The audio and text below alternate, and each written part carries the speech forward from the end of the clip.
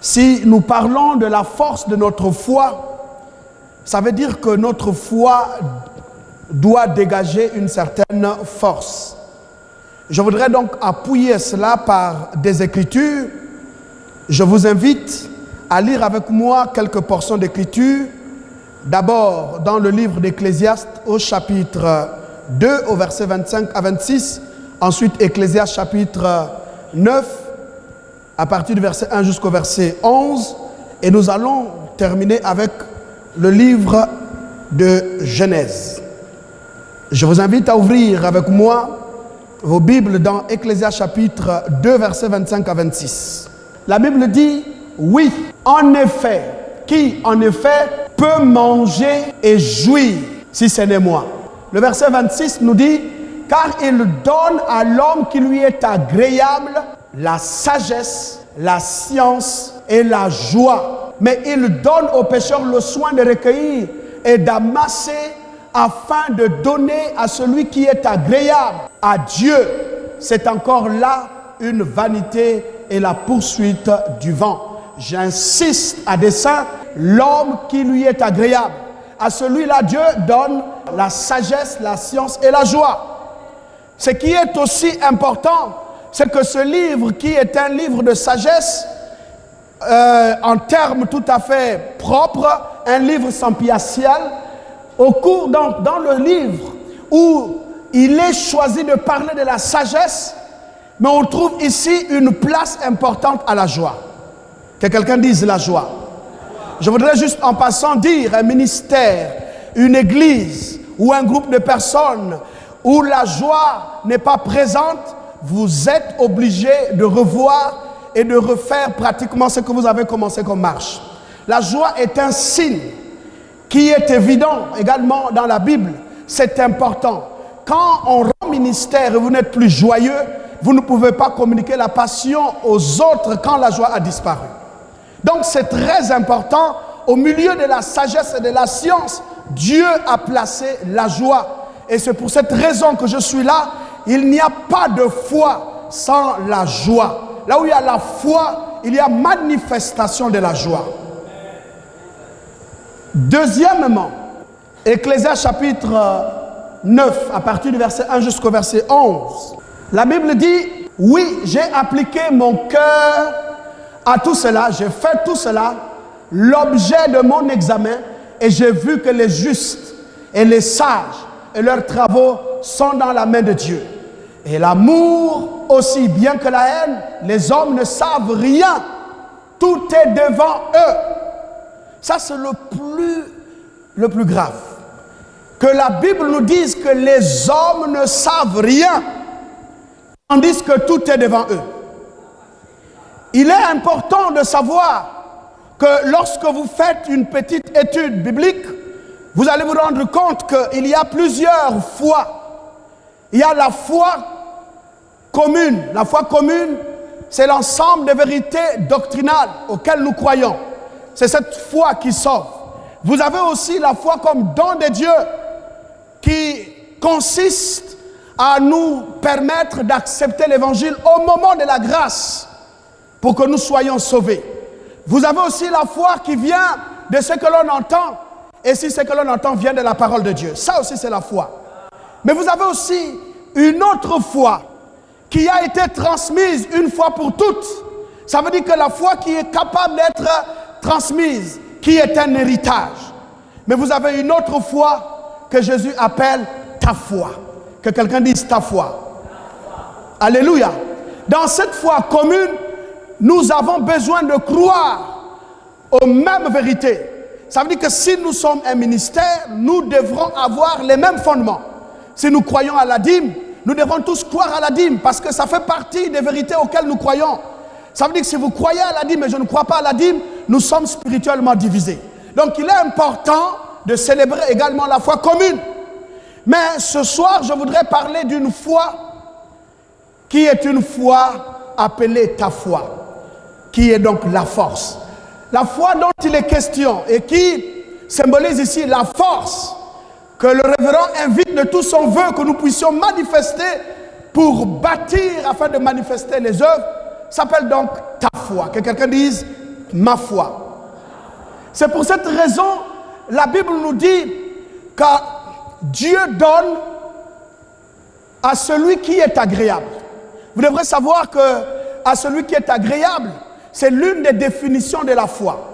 Puisque la foi non seulement est une ferme assurance de choses qu'on espère, une démonstration de celles qu'on ne voit pas, mais aussi la Bible dit, sans la foi, nul n'est agréable à Dieu. Ça veut dire pour être agréable à Dieu, il faut avoir la foi. Mais c'est quoi la foi? Comment démontrer que nous avons cette foi? Eh bien, c'est ce qu'Ecclésiaste nous dit, que lorsque nous avons la foi, on doit manifester les trois choses. La connaissance, la sagesse et la joie. La connaissance, la sagesse et la joie. Et dans ce texte, la Bible dit qu'à celui-là qui est agréable à Dieu, donc à celui qui a la foi, eh bien les méchants amassent pour lui. Est-ce que vous êtes avec moi? En d'autres termes, si nous sommes agréables à Dieu, aux yeux de Dieu, ça veut dire que Dieu va donner aux méchants la souffrance d'amasser afin que ceux qui ont la foi puissent bénéficier de ce que le méchant amasse. Mais il dit quand même qu'il donne la sagesse, la science, c'est-à-dire la connaissance et la joie. Donc ce sont les trois choses capitales pour créer le transfert entre ce que le méchant amasse et moi qui suis agréable à Dieu. Ça veut dire qu'en tout temps, Dieu recherche des hommes qui manifestent ces trois choses qui sont une démonstration de ceux qui ont la foi, afin que les choses qui sont amassées par les méchants arrivent à nous. Et vous allez comprendre tout à l'heure, parce que je veux terminer. Mais si la Bible nous dit que les hommes ne savent rien, tout est devant eux. En d'autres termes, le manque de connaissances, qui fait partie des trois choses, peuvent nous amener à vivre au milieu de l'abondance sans être bénéficiaires et sans jouir de ces choses. Pourquoi la Bible, quand la Bible dit que les hommes ne savent rien, tout est devant eux.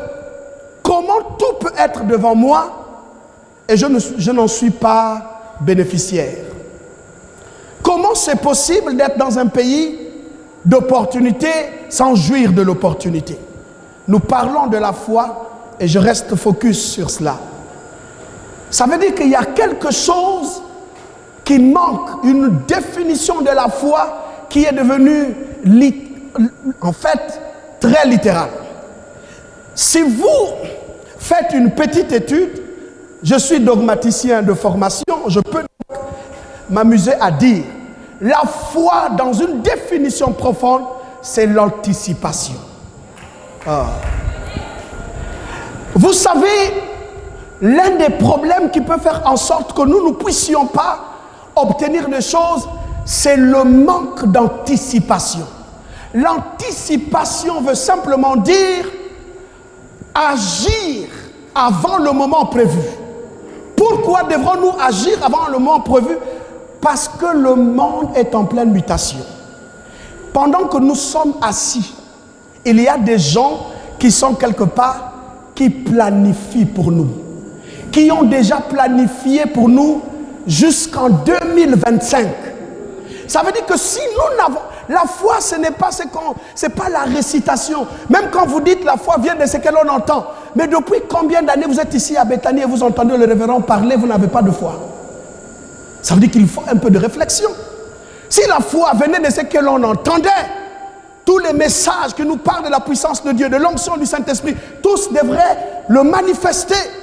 Il y a donc une attitude qui nous amène à découvrir l'une des choses qui manifeste, qui montre que tel a la foi, c'est sa force d'anticipation. Savoir anticiper sur les événements. Celui qui a la foi, c'est celui qui perçoit les choses avant qu'elles n'arrivent et anticipe sur ces choses-là. Ça veut dire que si vous n'avez pas l'anticipation dans la foi, nous sommes ici, bientôt 2019, comment nous anticipons sur 2020, 2021? Comment tu vois ta vie dans 2 ans, dans 1 an, dans 3 ans? La force d'anticipation nous manque. Je vous donne le meilleur exemple pour terminer. Vous savez, je ne sais pas pourquoi les évangéliques ont qualifié Jacob de voleur usurpateur, quand la Bible ne le dit pas. Jacob, à la différence d'Ésaü, c'est que Jacob avait la vision et il a anticipé sur ce qu'il avait déjà vu et qu'il savait qu'il n'avait pas droit à la bénédiction parce que la bénédiction devrait revenir au fils aîné. Celui qui a appelé Jacob voleur, c'est son frère Ésaü par la colère du fait qu'il a anticipé pour voler sa bénédiction. En d'autres termes, si Jacob avait encore laissé le temps, comment a-t-il anticipé? Ésaü leur a simplement, Isaac a dit à Ésaü, va me chercher un gibier, fais-moi un mec comme jeune. Voilà comment, quand vous êtes un leader et que vous n'anticipez pas, les gens qui planifient pour vous vont réussir leur planification. Quand Ésaü finalement sait que son père va mourir selon sa déclaration et va en brousse pour aller chercher du gibier, quand vous n'êtes pas un homme qui anticipe, vous ne voyez pas des opportunités. Alors que son frère cadet savait que le gibier vienne de la brousse, que ce soit juste un mouton qui est dans la maison là. Le plus important, c'est de savoir anticiper et précéder l'autre. Il est allé chercher du bon gibier, il a perdu du temps. Le cadet a anticipé avec le mouton de la maison. Il a fait un main, le père n'a rien compris et il a été béni. En d'autres termes, nous sommes dans un moment d'accélération où nous devrons anticiper. La foi, ce n'est pas tout ce qu'on fait. Chassez les démons, faites tout ça, venez aux réunions. Mais si vous n'avez pas la perception des choses qui arrivent pour anticiper dans vos actes, vous aurez le même sort. Parce que ce chapitre nous dit dans la suite que tous partagent le même sort. Je suis venu dire ce soir que nous ne sommes pas obligés de partager les mêmes sorts. On peut changer et avoir des résultats. Une foi qui n'a pas de résultats n'a pas de sens. Nous devrons apprendre à anticiper dans nos actions. Même quand tout est contre toi, même quand le temps est contre toi, même quand tout est fermé, je dis c'est encore possible quand quelqu'un a la perception. Écoutez, vous connaissez l'histoire d'Ésaü. Dieu a dit, il a haï Ésaü, il a aimé Jacob. Il a même maudit les montagnes d'Ésaü. Ça veut dire qu'en tout temps, même quand Ésaü va construire, Dieu a promis de détruire. Ça veut dire qu'il a haï Ésaü. Ésaü a été privé du droit d'aînesse. Ésaü a été privé de la bénédiction. Il a pleuré auprès de son père. Son père lui a dit, il n'y a plus de bénédiction, il n'y a plus d'autre. Mais quelques années plus tard, 20 ans plus tard, quand Jacob rencontre Ésaü et que Jacob veut lui faire un don, Ésaü dit à Jacob, garde tes présents, car je suis dans l'abondance. Dieu m'a béni. Comment quelqu'un, le monde entier était contre lui, le ciel contre lui, mais il est dans l'abondance. Et comment tu peux m'expliquer que tu es ici à Bethanie, entendant ce message et rien ne se passe? Nous ne pouvons pas être obligés de partager le même sort. C'est pourquoi je suis venu dire que ceux qui ont des oreilles doivent savoir qu'en cette rentrée ecclésiastique, il y a des choses qui se décident. C'est la puissance de l'anticipation. Nous devrons anticiper sur nos actions. Je suis venu déclarer ce soir que quelque chose est en train de se passer. Il faut être un peu intelligent pour anticiper. Tu n'auras pas le même sort que le pécheur. Parce que Dieu t'a distingué. Si vous êtes avec moi, que Dieu vous bénisse. Est-ce que quelqu'un peut dire plus fort Amen? Qu'il soit béni.